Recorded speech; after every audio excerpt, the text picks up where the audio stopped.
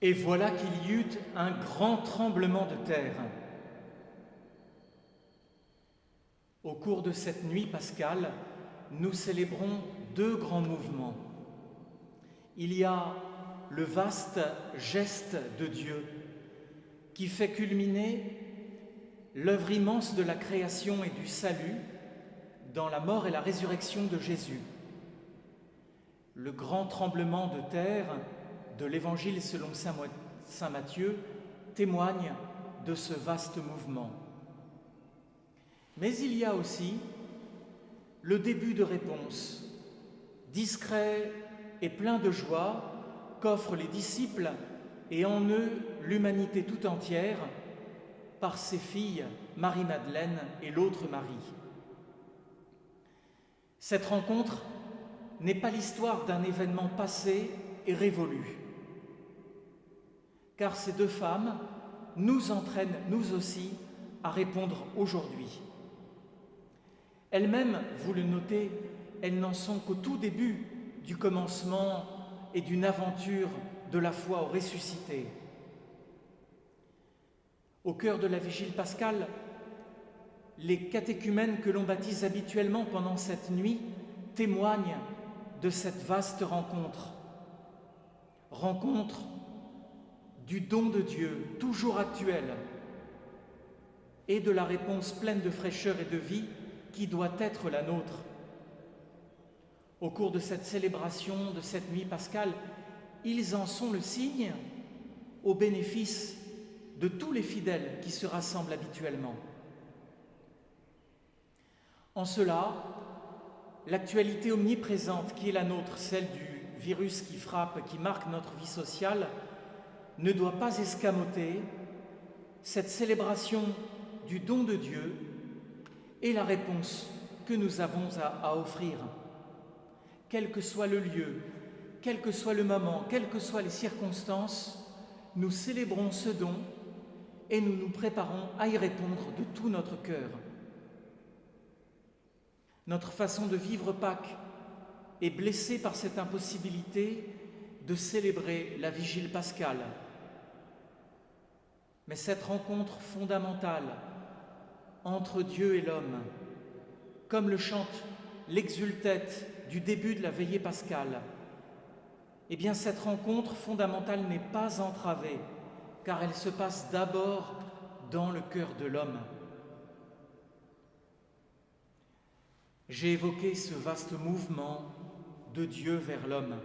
Pensez, si vous les avez lus, à toutes ces lectures de la veillée, qui, de la Genèse et son récit de la création, à la résurrection de Jésus, en passant par Abraham, en passant par la libération d'Égypte, avec Moïse en tête, en passant par les appels pressants des prophètes qui nous font découvrir l'histoire humaine comme une histoire du salut où Dieu vient à la rencontre de l'homme.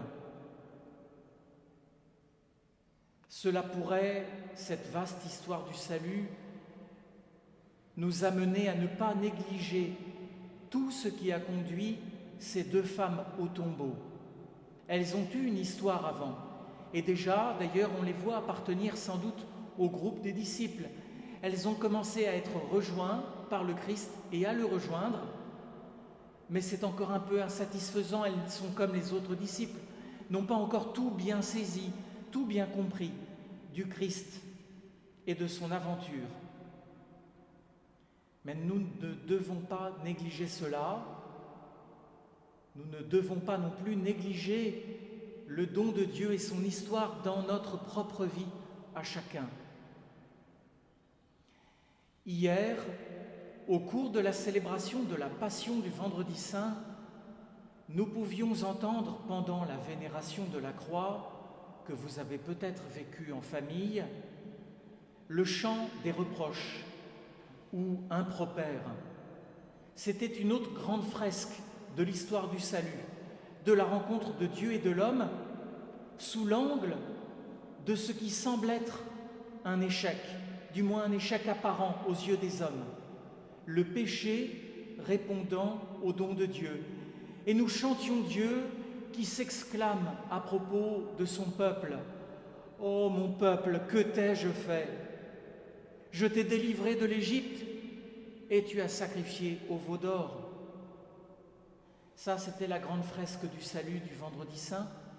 Celle de la Vigile pascale a un autre accent, plus de reproches, parce qu'un homme, le Fils, Jésus le Messie, a répondu pour l'humanité tout entière.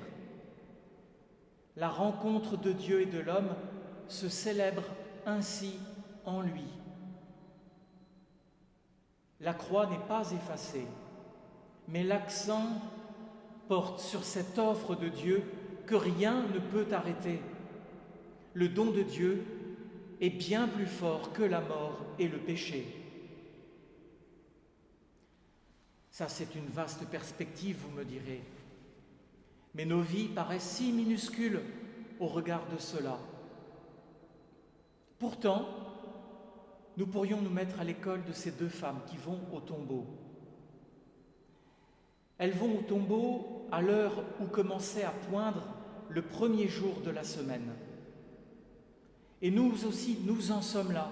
Nous sommes au point du jour où les ténèbres cèdent la place à l'aurore de la résurrection qui commence à monter dans la vie de ce monde, dans notre propre vie, sans que toutes les ténèbres aient pour autant disparu à nos regards.